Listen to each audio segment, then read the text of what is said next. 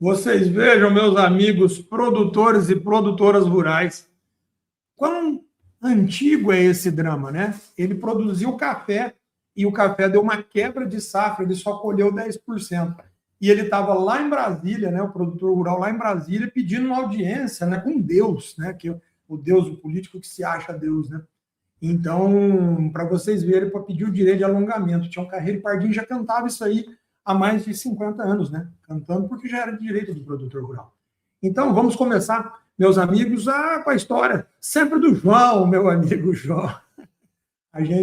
O João que planta soja, uns 1.500 hectares em terra própria, né? Metade é arrendada. Ele trabalha certinho, profissionalizou a operação, firme na agronomia, e ano passado o clima castigou a região dele, um veranico na hora errada, e 40% da lavoura perdeu-se na produção do que o projetado.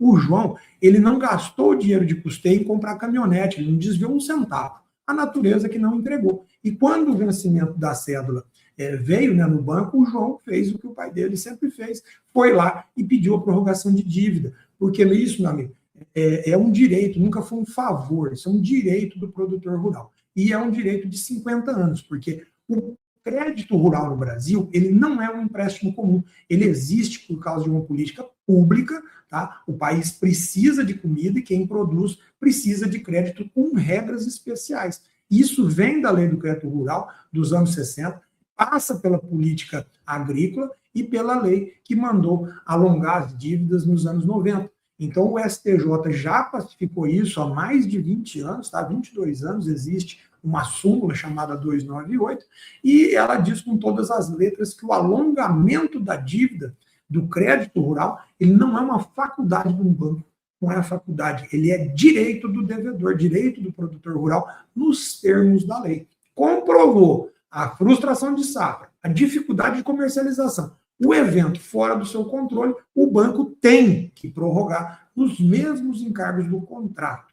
Agora, o que mudou? No dia 25 de junho, às vésperas do anúncio do Plano Safra, o Conselho Monetário Nacional edita uma resolução, a Resolução 5.314, que entrou em vigor no dia 1º de julho e mexeu justamente no Manual do Crédito Rural, que é uma regulamentação, é uma norma abaixo, obviamente, da Constituição, da legislação federal, e é apenas uma regulamentação, e o Conselho Monetário Nacional fez esse desfavor à nação e enfiou lá 3 palavras que nunca existiram.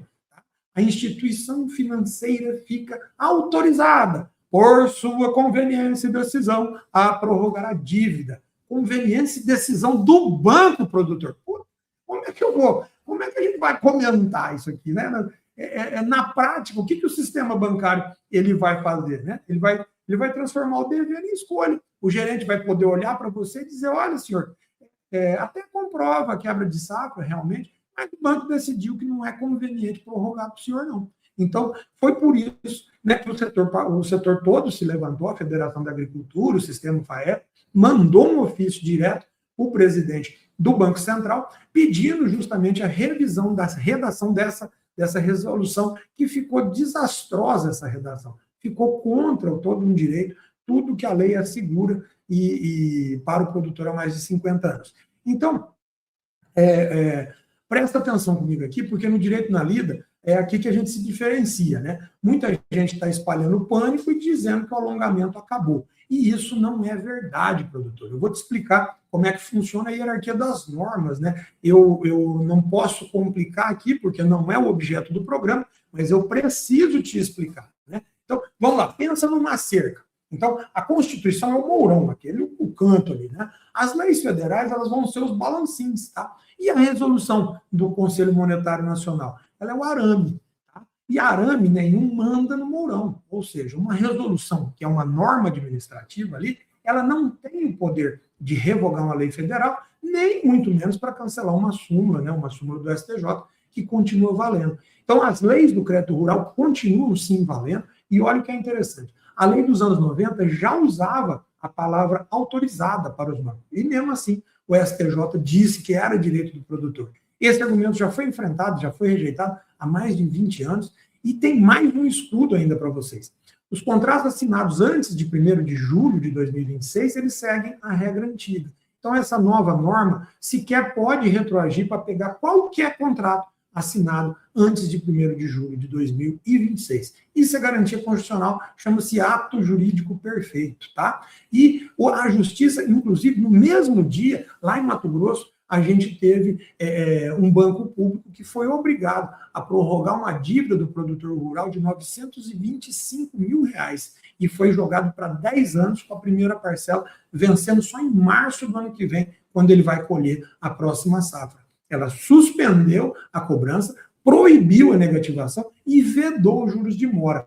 Ou seja, o banco alegou justamente que essa nova resolução dava a ele o direito de recusar o alongamento, e a Justiça rejeitou o argumento, porque o produtor comprovou, com laudo técnico, uma quebra de mais de 50% na produtividade da soja. Essa decisão foi noticiada em portais do agro nessa semana, e ainda cabe recurso para o mercado, né? A conveniência do banco não é absoluta perante o judiciário. Então, o que muda para você na prática, tá? Então, o que muda é o nível de exigência do seu pedido. Então, acabou aquela cartinha simples para o banco que eu venho orientando vocês. Então, anota aí o passo a passo. O primeiro passo, peça antes do vencimento da parcela, tá? Porque depois de vencida a dívida, o pedido se enfraquece, tá? Peça antes do vencimento da sua parcela. Segundo, faça por escrito um protocolo. Ainda ontem, eu entrei em contato com o gerente de uma cooperativa, de um produtor rural que está precisando alongar uma dívida que vence hoje,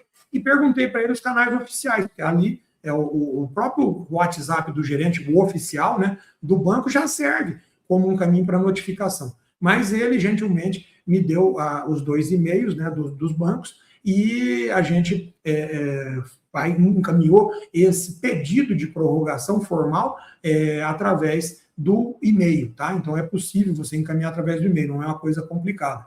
Qualquer coisa pede ajuda para os universitários, como diz, né? E o mais importante, você tem que juntar a prova técnica disso. Essa é a mais complicada, é o laudo agronômico, né? Complicada para mim, que sou advogado. Para o agrônomo, isso é do dia a dia dele. Então, esse laudo agronômico que ele vai fazer, que normalmente vai trazer um boletim do clima ali, a nota de venda, né, mostrando, por exemplo, uma quebra de preço, por exemplo, e também um relatório da sua capacidade de pagamento, ou seja, você está com a dificuldade que é momentânea, você não consegue pagar agora porque você teve uma quebra de safra, você teve um problema de clima, você teve um problema de comercialização.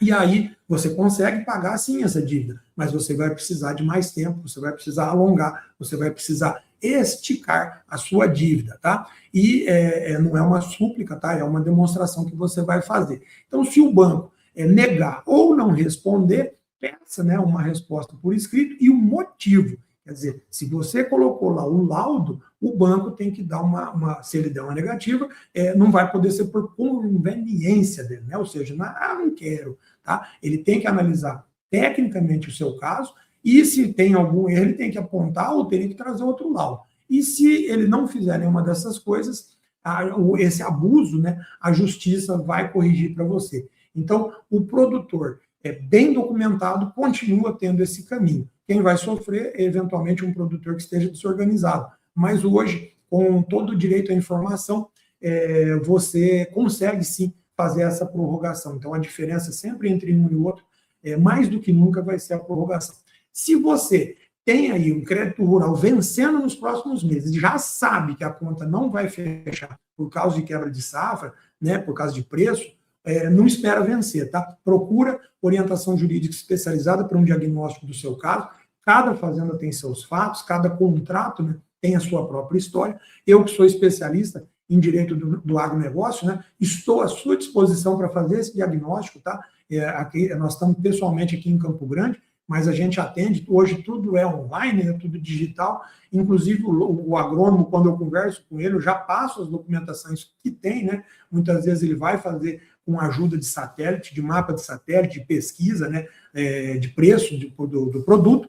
Então, a gente consegue atender todo o Brasil. Se precisar, eu vou até você aí, meu amigo produtor e produtora rural. É uma satisfação atendê-lo, uma satisfação esclarecer o seu direito e poder te dar uma ajuda, tá bom?